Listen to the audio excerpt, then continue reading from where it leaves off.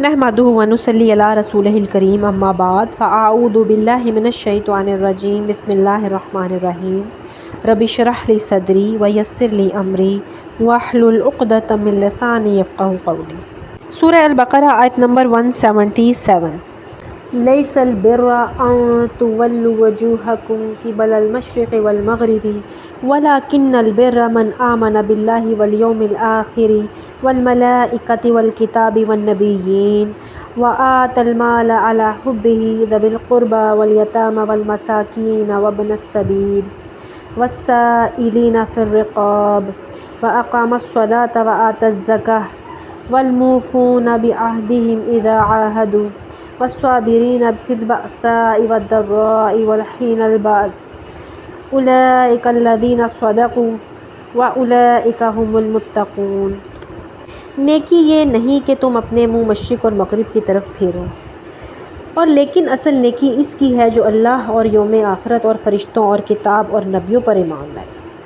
اور مال دے اس کی محبت کے باوجود قرابت والوں اور یتیموں اور مسکینوں اور مسافر اور مانگنے والوں کو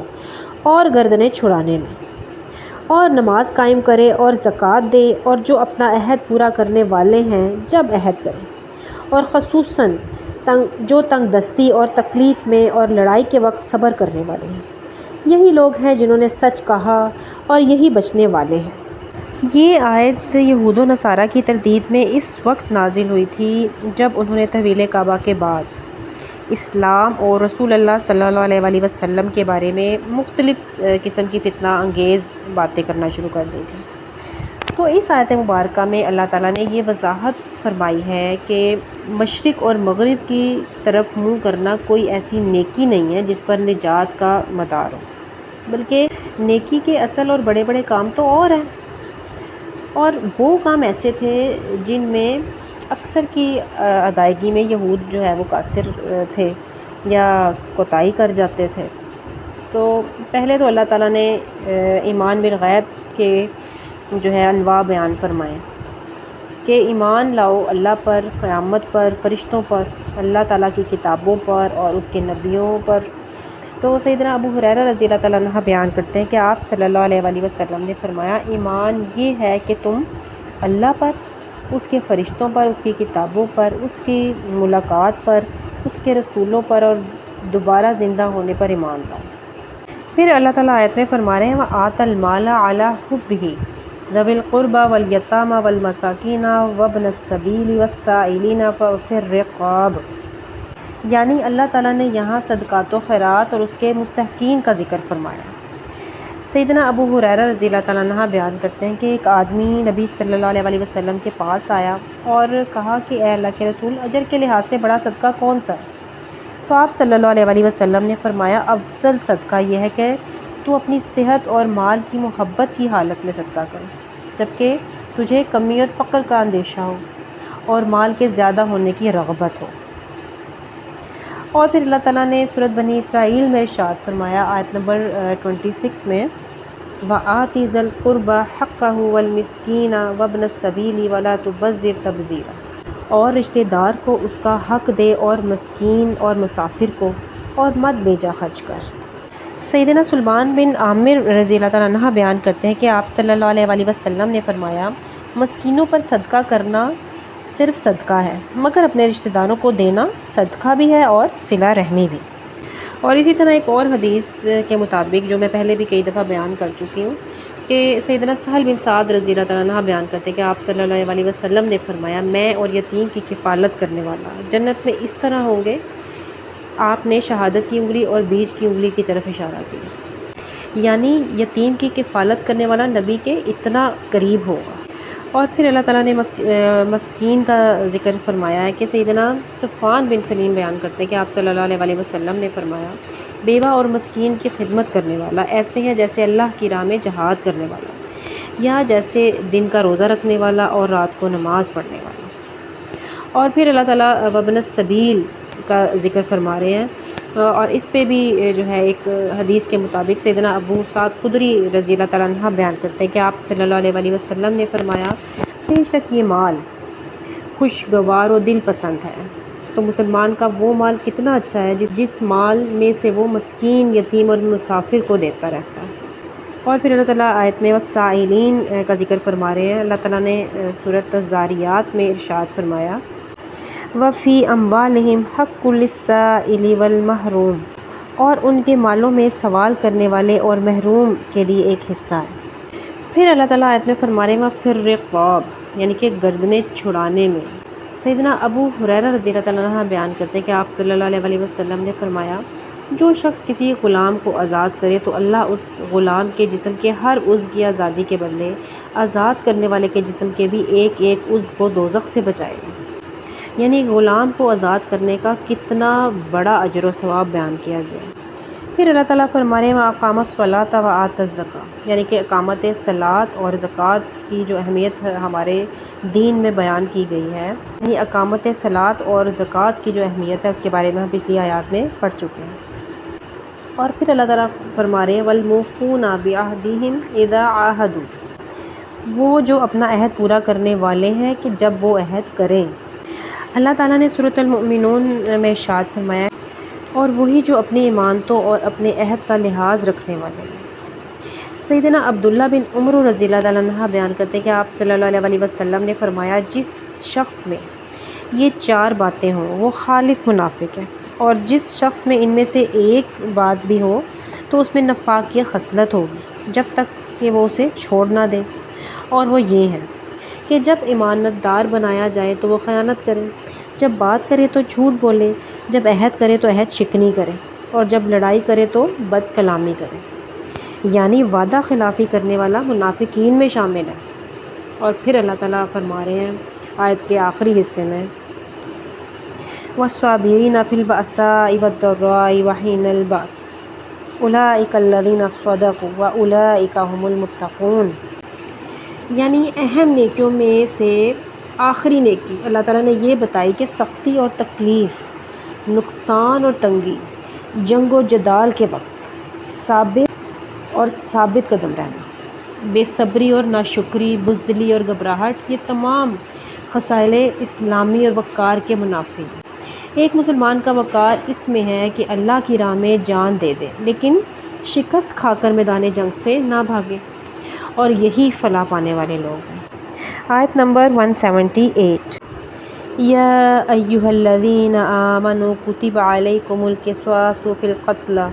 الحر بالحر والعبد بالعبد والانثى بالانثى فمن عفی له من اخیہ شیء فاتباع بالمعروف واداء الیہ باحسان ذلک تخفیف من ربکم ورحمہ فمن اعتدی بعد ذلک فلہ عذاب علیم۔ اے لوگو جو ایمان لائے ہو، تم پر مقتولوں میں بدلہ لینا لکھ دیا گیا ہے، آزاد قاتل کے بدلے وہی آزاد قاتل، اور غلام قاتل کے بدلے وہی غلام قاتل، اور قاتلہ عورت کے بدلے وہی قاتلہ عورت قتل ہوگی۔ پھر جسے اس کے بھائی کی طرف سے کچھ بھی معاف کر دیا جائے تو معروف طریقے سے پیچھا کرنا اور اچھے طریقے سے اس کے پاس پہنچا دینا لازم ہے۔ یہ تمہارے رب کی طرف سے ایک قسم کی آسانی اور ایک مہربانی ہے، پھر جو اس کے بعد زیادتی کرے تو اس کے لیے دردناک عذاب ہے۔ اب اس آیت مبارکہ میں قصاص کا حکم دیا ہے، کیونکہ زمانہ جاہلیت میں کوئی نظم و ضبط اور قانون تو نہیں تھا، اس لیے زور آور قبیلے کمزور قبیلوں پر جس طرح چاہتے تھے ظلم کا ارتکاب کرتے تھے۔ ایک ظلم کی شکل یہ تھی کہ کسی طاقتور قبیلے کا کوئی مرد قتل ہو جاتا تو وہ صرف قاتل کو قتل کرنے کے بجائے قاتل کے قبیلے کے کئی مردوں کو، بلکہ بعض اوقات پورے قبیلے ہی کو تہس نہس کرنے کی کوشش کرتے تھے، اور عورت کے بدلے مرد کو اور غلام کے بدلے آزاد کو قتل کر دیتے تھے۔ تو اللہ تعالیٰ نے اس فرق اور امتیاز کو ختم کرتے ہوئے فرمایا ہے کہ جو قاتل ہوگا قصاص یعنی بدلے میں اسی کو قتل کیا جائے گا۔ قاتل آزاد ہے تو بدلے میں وہی آزاد، غلام ہے تو بدلے میں وہی غلام، اور عورت ہے تو بدلے میں وہی عورت قتل کی جائے گی، نہ کہ غلام کی جگہ آزاد اور عورت کی جگہ مرد، یا ایک مرد کے بدلے کئی مرد۔ مطلب یہ کہ قصاص میں قاتل ہی کو قتل کیا جائے گا، وہ چاہے مرد ہو یا عورت، طاقت ہو یا کمزور ہو۔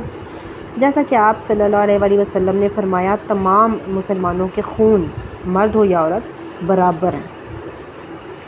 پھر اللہ تعالیٰ نے فرمایا ہے اس آیت مبارکہ میں فَمَنْ عُفِيَ لَهُ مِنْ أَخِيهِ شَيْءٌ فَاتِّبَاعٌ بِالْمَعْرُوفِ وَأَدَاءٌ إِلَيْهِ بِإِحْسَانٍ، یعنی معافی کی دو صورتیں ہیں، ایک بغیر مالی معاوضے یعنی دیت لیے بغیر محض رضائے الہی کے لیے معاف کر دینا، دوسری صورت قصاص کے بجائے دیت قبول کر لینا۔ مقتول کے وارث کو قاتل کا بھائی کہہ کر نہایت لطیف طریقے سے اس سے نرمی اختیار کرنے کی سفارش بھی کر دی گئی ہے، یعنی وہ قصاص معاف کر دے اور دیت لے لے۔ اور اس آیت مبارکہ سے یہ بھی پتہ چلتا ہے کہ اسلام میں قتل تک کا مقدمہ بھی قابل راضی نامہ ہے۔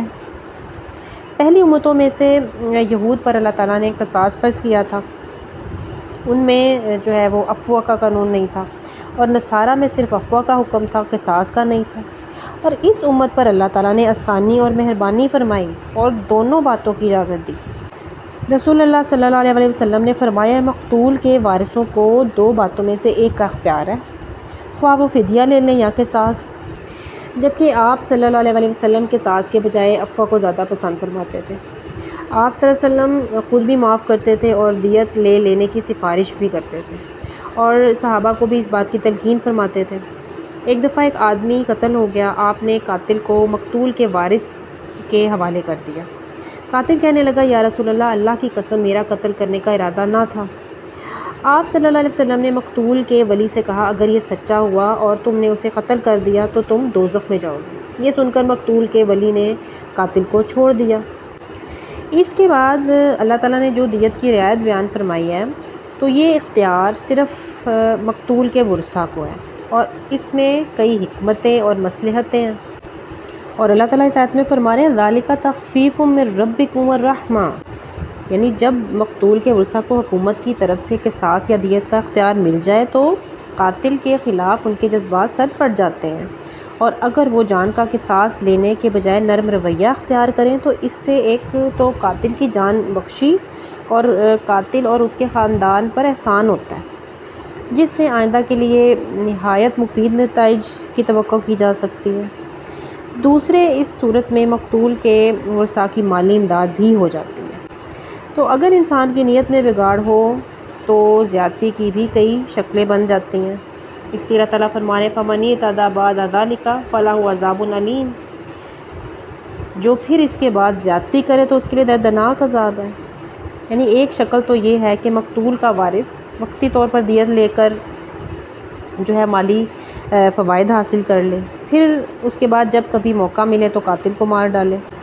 اسی طرح یہ بھی ممکن ہے کہ قاتل اور اس کے ورثاء حکومت کے دباؤ کے تحت دیت ادا کر دیں، مگر بعد میں ان پر کسی نئے ظلم، چوری یا ڈاکے وغیرہ کی اسکیم تیار کرنا شروع کر دیں۔ تو یہ تمام باتیں جو ہیں وہ نہایت زیادتی والی ہیں، تو ایسی تمام صورتوں میں وہ اللہ کے غضب کے مستحق ٹھہریں۔ آیت نمبر 179 وَلَكُمْ فِي الْقِصَاصِ حَيَاةٌ يَا أُولِي الْأَلْبَابِ لَعَلَّكُمْ تَتَّقُونَ، اور تمہارے لیے بدلہ لینے میں ایک طرح کی زندگی ہے اے عقل والو، تاکہ تم بچ جاؤ۔ اب یہاں پہ اس آیت مبارکہ میں اللہ تعالیٰ نے قصاص کی ایک عظیم حکمت بیان فرمائی ہے کہ قصاص میں زندگی ہے، اس لیے جس کے ذہن میں یہ بات ہر وقت رہے گی کہ اگر اس نے کسی کو قتل کیا تو وہ قتل کر دیا جائے گا، تو وہ کسی کو قتل نہیں کرے گا۔ اسی طرح جب لوگ قاتل کو قتل ہوتا دیکھ لیں گے تو وہ قتل کرنے سے خائف رہیں گے، لیکن اگر قتل کی سزا قتل کے علاوہ کچھ اور ہوتی تو شاید اس شر کا دروازہ کبھی بند نہ ہوتا جو قاتل کھول دیتا ہے۔ تو قصاص بظاہر تو موت ہے، مگر حقیقت میں پوری زندگی کا راز اسی میں ہے۔ دور جاہلیت میں اگر کوئی شخص مارا جاتا تھا تو اس کے قصاص کا کوئی قاعدہ نہ تھا، لہٰذا اس کے بدلے دونوں طرف سے ہزاروں خون ہوتے تھے، مگر پھر بھی فساد کی جڑ کبھی ختم نہیں ہوتی تھی۔ عرب کی تمام خانہ جنگیاں جو برساں برس تک جاری رہتی تھیں اور عرب کا امن و سکون تباہ و برباد ہو چکا تھا، تو امن کی صرف یہی وجہ تھی۔ تو اللہ تعالیٰ نے قصاص کا عادلانہ قانون دے کر دنیا بھر کے لوگوں کو جینے کا حق عطا فرما دیا ہے۔ آیت نمبر 180، کتب علیکم اذا حضر احدکم الموت ان ترک خیرا الوصیۃ للوالدین والاقربین بالمعروف حقا علی المتقین۔ تم پر لکھ دیا گیا ہے جب تم میں سے کسی کو موت آ پہنچے، اگر اس نے کوئی خیر چھوڑی ہو، اچھے طریقے کے ساتھ وصیت کرنا ماں باپ اور رشتہ داروں کے لیے متقی لوگوں پر یہ لازم ہے۔ اس آیت مبارکہ میں وصیت کرنے کا یہ حکم وراثت والی آیت کے نزول سے پہلے دیا گیا تھا۔ بعد میں اللہ تعالیٰ نے آیت میراث میں والدین اور اقارب کے حصے خود ہی مقرر فرما دیے، تو یہ آیت جو ہے وہ منسوخ ہو گئی اور وصیت صرف اور صرف 1/3 ترکہ یا اس سے بھی کم حصے کے لیے رہ گئی۔ اب ورثہ سے متعلق وصیت کرنا جائز نہیں ہے، لیکن وہ رشتہ دار جن کے لیے اللہ تعالیٰ نے مال میں کوئی حصہ مقرر نہیں کیا، ان کے لیے اس آیت کو مد نظر رکھتے ہوئے وصیت کرنا مستحب ہے، اور اس کام کے لیے مال کا تیسرا حصہ استعمال ہوگا جس کی وصیت کرنا جائز ہے۔ آپ صلی اللہ علیہ وآلہ وسلم نے وصیت کرنے کی بڑی تاکید فرمائی ہے۔ سیدنا عمر بن خارجہ رضی اللہ تعالیٰ عنہ روایت کرتے ہیں کہ میں نے رسول اللہ صلی اللہ علیہ وآلہ وسلم کو خطبے میں ارشاد فرماتے ہوئے سنا، اللہ تعالیٰ نے ہر حقدار کو اس کا حق عطا فرما دیا ہے، لہٰذا اب وارث کے لیے کوئی وصیت نہیں ہے۔ وصیت صرف 1/3 مال تک میں کی جا سکتی ہے، باقی 2/3 مال ورثہ کے لیے چھوڑنا پڑے گا، اور وہ انہی کا حق ہے۔ بہتر یہ ہے کہ 1/3 مال سے بھی کم کی وصیت کی جائے۔ سیدنا سعد رضی اللہ عنہ نے اپنی بیماری میں رسول اللہ صلی اللہ علیہ وسلم سے عرض کی کہ اے اللہ کے رسول، میرے پاس بہت مال ہے اور میری وارث جو ہے وہ صرف ایک بیٹی ہے، تو کہا کہ میں اپنے 2/3 مال کی وصیت کر جاؤں؟ آپ صلی اللہ علیہ وسلم نے کہا نہیں۔ انہوں نے پھر پوچھا کہ نصف مال کی وصیت کر دوں؟ آپ صلی اللہ علیہ وسلم نے فرمایا نہیں۔ پھر انہوں نے پوچھا 1/2 مال کی وصیت کر دوں؟ پھر آپ صلی اللہ علیہ وسلم نے فرمایا 1/2 مال کی وصیت کر دو، اگرچہ 1/2 مال بھی بہت ہے۔ تو اگر اپنے مال میں سے کچھ مال کی وصیت کرنی ہو تو وصیت کو فوراً تحریر کر کے اپنے پاس رکھ لینا چاہیے۔ سیدنا عبداللہ بن عمر بیان کرتے ہیں رضی اللہ تعالیٰ عنہ کہ آپ صلی اللہ علیہ وسلم نے فرمایا، کسی مسلمان کو یہ حق نہیں پہنچتا کہ اس کے پاس کوئی چیز ہو جس کے بارے میں وہ وصیت کرنا چاہتا ہو، پھر وہ وصیت لکھے بغیر 2 راتیں بھی گزارے۔ آیت نمبر 181، فَمَن بَدَّلَهُ بَعْدَمَا سَمِعَهُ فَإِنَّمَا إِثْمُهُ عَلَى الَّذِينَ يُبَدِّلُونَهُ إِنَّ اللَّهَ سَمِيعٌ عَلِيمٌ۔ پھر جو شخص اسے بدل دے اس کے بعد کہ اسے سن چکا ہو تو اس کا گناہ انہی لوگوں پر ہے جو اسے بدلیں، یقیناً اللہ سب کچھ سننے والا اور سب کچھ جاننے والا ہے۔ اب یہاں پہ اللہ تعالیٰ آیت میں فرما رہے ہیں کہ اگر کوئی شخص وصیت کو بدل دیتا ہے تو اس کا گناہ اس کے سر ہوگا، جبکہ وصیت کرنے والے کا اجر اللہ کے ہاں ثابت رہے گا۔ یعنی مرنے والے نے تو وصیت انصاف کے ساتھ کی ہو، مگر کوئی با اختیار وارث یا چند وارث مل کر اس میں کسی قسم کی تبدیلی کر دیتے ہیں تو وہ سب گناہ گار ہوں گے، اور اللہ تعالیٰ ایسے خود غرض لوگوں کی باتوں کو سننے والا اور ان کے ارادوں تک کو جاننے والا ہے۔ آیت نمبر 182، فَمَن خَافَ مِن مُوصٍ جَنَفًا أَوْ إِثْمًا فَأَصْلَحَ بَيْنَهُمْ فَلَا إِثْمَ عَلَيْهِ إِنَّ اللَّهَ غَفُورٌ رَحِيمٌ۔ پھر جو شخص کسی وصیت کرنے والے سے کسی قسم کی طرفداری یا گناہ سے ڈرے پھر ان کے درمیان اصلاح کر دے تو اس پر کوئی گناہ نہیں، یقیناً اللہ بے حد بخشنے والا نہایت رحم والا ہے۔ اب اس آیت مبارکہ میں اللہ تعالیٰ فرما رہے ہیں کہ اگر کسی وصیت کرنے والے سے وصیت کرنے میں کوئی غلطی ہو جاتی ہے، خواہ وہ دیدہ دانستہ تھی یا نادانستہ، یا کسی کی طرفداری کر گیا، مثال کے طور پر 1/3 سے زیادہ مال کی وصیت کر دے، یا کسی ہیلے بہانے کے ذریعے کسی وارث کو زیادہ دے دے، یا کسی ناجائز کام کی وصیت ہو، تو ایسی وصیت کو بدلنا ضروری ہے۔ اس میں وارثوں کی صلاح مشورے سے تبدیلی کی جا سکتی ہے۔ اور وارث کو ایسی ترمیم ضرور کر دینی چاہیے۔ اس طرح ممکن ہے کہ وصیت کرنے والے کا گناہ بھی اللہ تعالیٰ معاف فرما دے۔ اللہ تعالیٰ ہمیں ان تمام احکامات پر عمل کرنے کی توفیق عطا فرمائے، آمین یا رب العالمین۔ سبحانک اللہم و بحمدک، اشہد ان لا الہ الا انت، استغفرک و اتوب الیک۔